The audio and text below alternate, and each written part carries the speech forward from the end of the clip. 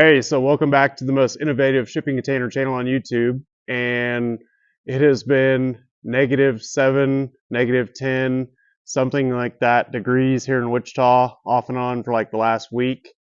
Everybody's diesels are gelling up and so on. So we've been here inside the shop, and luckily we've got heaters in here. But there hasn't been too much to film outside, but we've been busy inside. So I wanted to show you guys the front of a 40 garage we're building. If you haven't watched our other videos, this would be the same as the last ivory we did, so you can go back and watch that video. This is going to have two 16-foot by 7-foot doors on the front. This 40 foot will bolt to another 40 foot to another 40 foot, so it's going to be 24 feet deep, 40 feet wide, and we will bolt these together when they arrive on site. But today I want to show you guys the wall cutout, how we reinforce the roof, and how we support the center, and kind of how this happens. So we did add a couple of extra supports here in the middle. Just because these two 16-foot doors, you're left with this corrugation here, and all this is pretty strong, but we just felt a little bit better with adding a couple of supports here, so we got 2-inch bars that we added there. But what I really want to show you guys is the I-beam, the support in the center, and as simple as it sounds, cutting the wall out of a 40 foot is not simple at all. You could probably do this in your backyard, cut the wall out, put a post in the middle, and call it a day.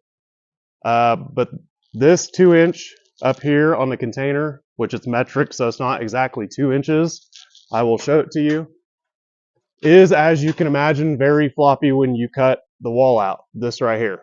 So it's about 2 1/8 or 2 1/4, something like that. So we run an I-beam up here. This is like a 6-inch I-beam. And so we get our support in the middle, and we cant the roof up. So our opening on the end of the container is 103.5 inches. We make this bar 104. So we cant the roof up a 1/2 inch. And then we weld in supports. You can see them there. And there. So we got 4 supports into the I-beam. So what we do is we cant the roof up in the middle, and then we set the roof to where we've got a 1/2 inch drop from the middle to the side, and this just helps it shed water just a little bit better.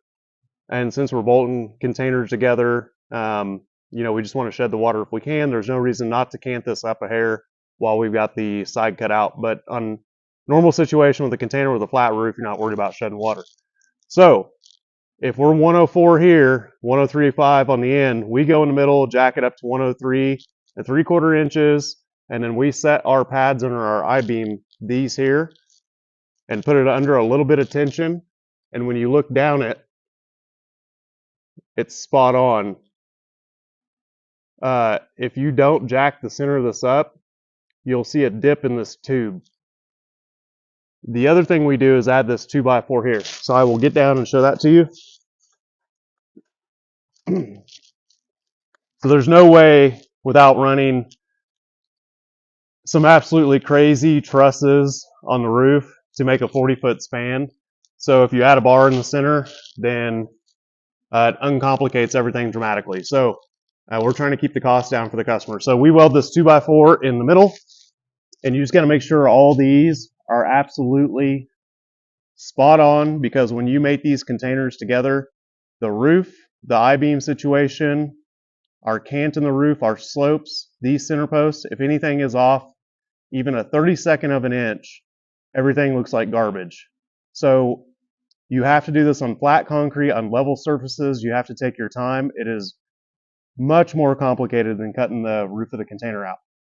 And one more thing we do, when you cut the side of the container out, these forklift pockets want to buckle on you. So what we do is we weld a 1/2 inch plate, can't really see it, underneath those fork pockets. So basically, a shipping container sits on the corner posts. Those corner posts are about a 1/2 inch lower than your C-channel on your bottom of your container. Those 1/2 inch pads keep our floor level when we cut the floor out, or the wall out.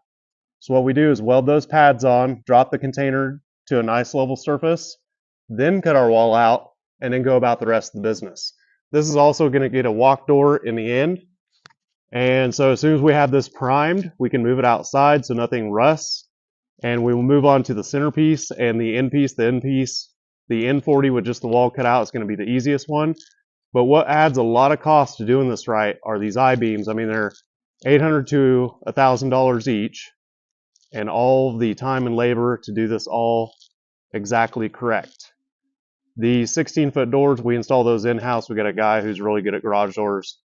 So cutting the wall out of a 40-foot container sounds simple, but to do this right and to have it strong, we can pick this up with the loader now, and you'll barely see any droop in the container at all. But these go on a level surface anyway, so wherever we're taking these, we level out and make sure it's good to go. Then we add a gasket and sealant on top, and they bolt together.